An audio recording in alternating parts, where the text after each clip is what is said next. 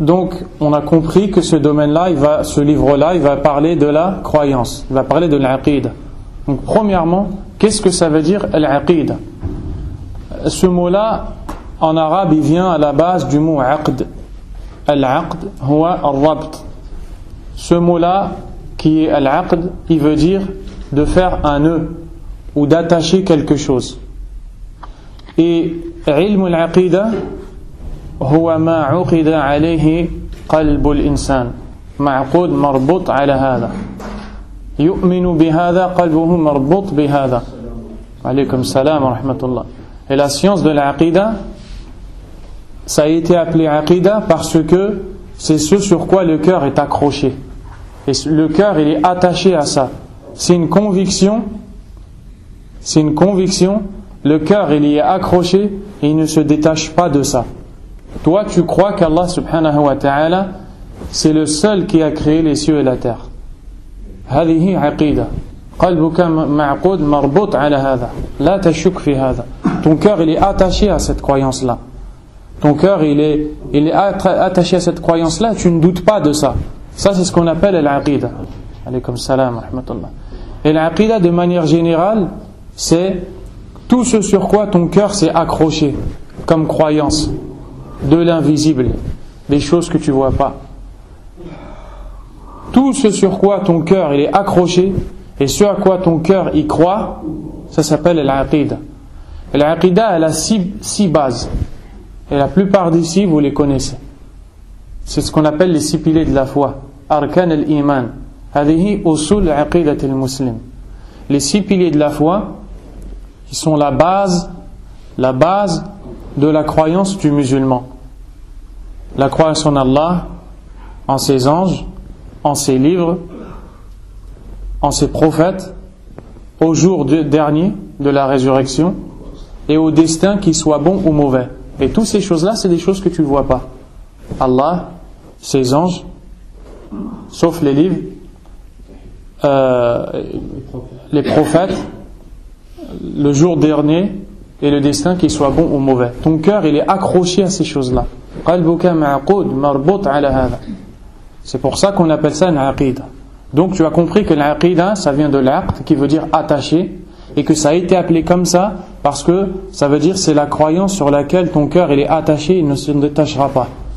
D'accord? Donc si tu crois qu'Allah est le seul qui a créé la terre, ça s'appelle une aqida. Si tu crois qu'Allah est le seul à mériter l'adoration, ça s'appelle une aqida. Et en français, on le traduit par une croyance ou par le dogme. Taïb. Maintenant, l'aqida, c'est la science la plus importante. Fi hada ad-din. C'est la science la plus importante de cette religion. Parce que la science, elle se divise en deux.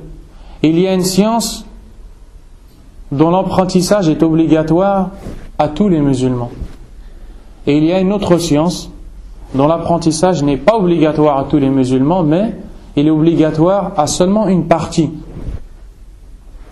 Et la science que tous les musulmans doivent connaître et qu'ils n'ont pas le droit d'ignorer, c'est la science de l'aqida.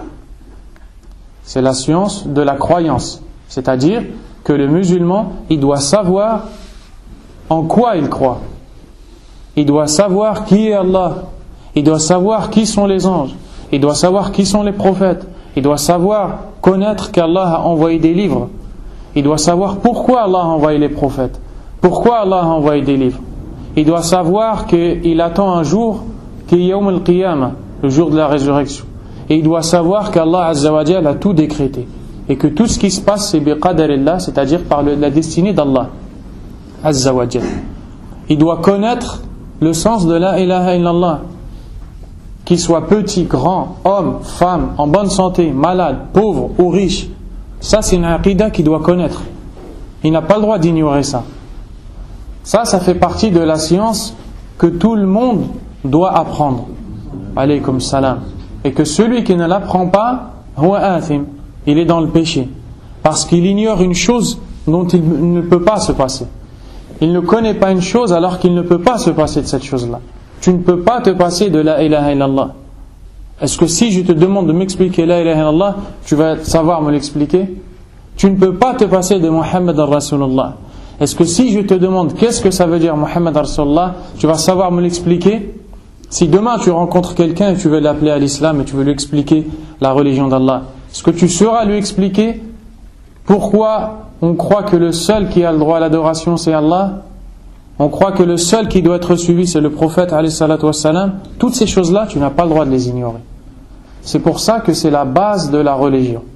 Et quand Jibril alayhi salam, il est venu voir le prophète sallallahu alayhi wa sallam dans la forme d'un homme, comme c'est rapporté par l'imam Muslim, selon Omar ibn al-Khattab radiyallahu anhu, Jibril il est venu voir le prophète alayhi salatu wassalam et il lui a dit qu'est-ce que c'est l'islam?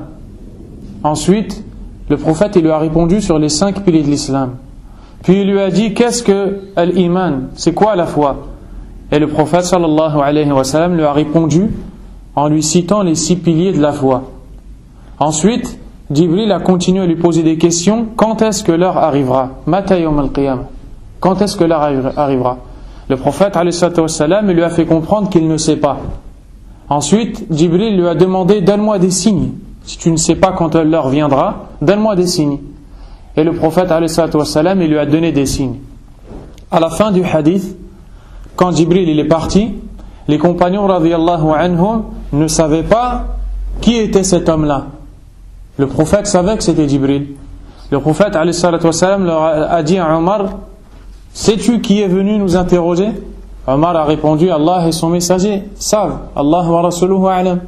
Le prophète alayhi wa sallam a dit, Hada Jibril atakum yu'allimukum dinakum. Voici Jibril qui est venu vous enseigner votre religion. Alors que Jibril il n'est resté qu'un moment avec le prophète alayhi wa sallam. Il n'est pas resté longtemps. Il est resté juste le temps de lui poser ces questions-là. Alors, et malgré cela, le prophète alayhi wa sallam à la fin il a dit, Jibril est venu vous apprendre votre religion. Pourquoi? Parce que tout ce qui a été dit dans ce hadith, c'est sur ça que la religion elle est posée, c'est sur ça que la religion elle est bâtie. Et parmi ces choses-là, les piliers de la foi. Donc, toi qui dis être musulman et qui dis avoir cette religion, tu n'as pas le droit d'ignorer les choses sur quoi la religion elle est posée, sur quoi la religion elle est construite, par quoi la religion elle commence. Et si tu étudies la biographie du prophète alayhi wassalam, tu vas voir qu'il est resté pendant 13 ans à Mecca sans faire al-hijra, l'émigration à Médine, et 10 ans après à Médine. Et pendant ces 13 années dans lesquelles il est resté à Mecca, Allah subhanahu wa ta'ala, quand il a révélé les versets et le Coran, il n'a pas révélé d'ordre ou d'interdit, d'ahkam, de choses qu'on doit faire, on ne doit pas faire.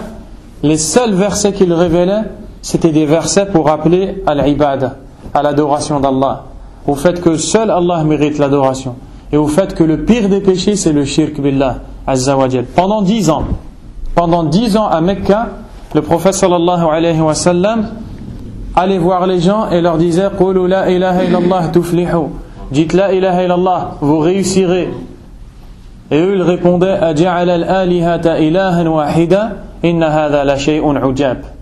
Est-ce qu'il va enlever toutes nos divinités et il va nous en laisser qu'une seule? Il veut qu'on arrête d'adorer les statues et qu'on adore que Allah? C'est vraiment étonnant cette chose. Donc le prophète alayhi wassalam, pendant ces 10 premières années, il n'a appelé qu'à ça. Et il n'a fait que de purifier les cœurs des gens de l'adoration d'autre qu'Allah azza wa jal. Donc allamahum al-aqidata as-salima as-sahiha. Il leur a enseigné la vraie croyance correcte. Pourquoi? Parce que le mu'min, quand sa croyance elle est forte, quand sa aqidah elle est qawiyya, quand son iman il est qawi, il est fort, il est prêt à tout accepter. Il est prêt à accepter tout ce qui vient d'Allah. Tous les ordres qui viennent d'Allah, il est prêt à les mettre en pratique. Tous les interdits qui viennent d'Allah, il est prêt à les abandonner. Pourquoi? Parce que avant de mettre en pratique les ordres et de délaisser les interdictions d'Allah, il sait qui est Allah, parce qu'il a étudié sa aqidah. Comme il connaît Allah, il va aimer tout ce qui vient d'Allah subhanahu wa ta'ala, et il va détester tout ce qu'Allah azza wa jalla a interdit.